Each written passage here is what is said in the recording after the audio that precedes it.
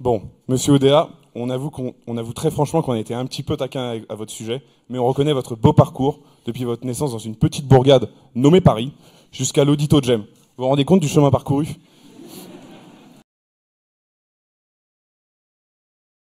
Et nous sommes parmi les grands champions internationaux d'activités comme le financement de l'énergie, qui est un secteur global dans le monde, le financement des infrastructures, des ports, des autoroutes, des ponts, et puis par exemple aussi en matière de métiers actions et dérivés actions, nous sommes champions du monde. Et c'est la première fois, je pense, depuis 7-8 ans, que nous avons des gouvernements, justement, qui ont effectivement se sont engagés pour dire attention à ne pas aller trop loin en matière de réglementation, parce qu'on va menacer le financement de l'économie européenne. On ne peut que regretter ce vote britannique. Moi, je suis un Européen convaincu. Et vous voyez, donc, il faut absolument construire cette zone euro, des services financiers, en particulier parce qu'il y a le Brexit.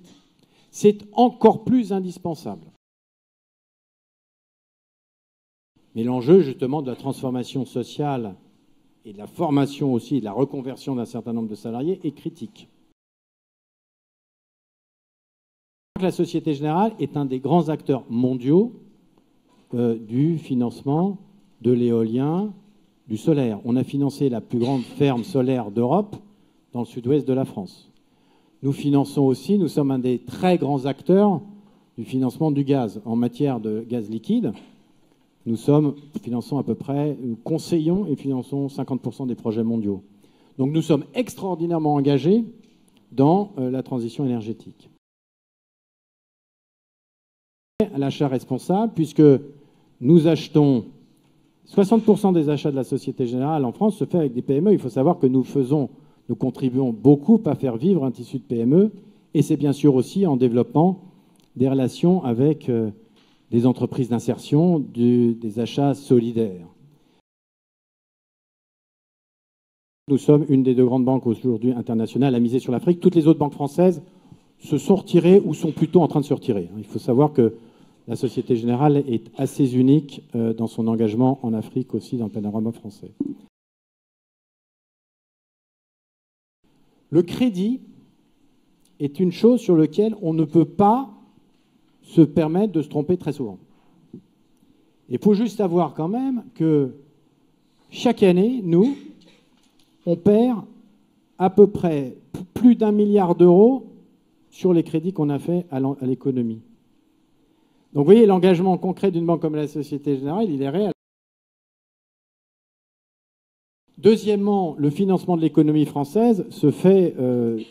il n'y a pas de pays en zone euro où le financement de l'économie est plus dynamique qu'en France.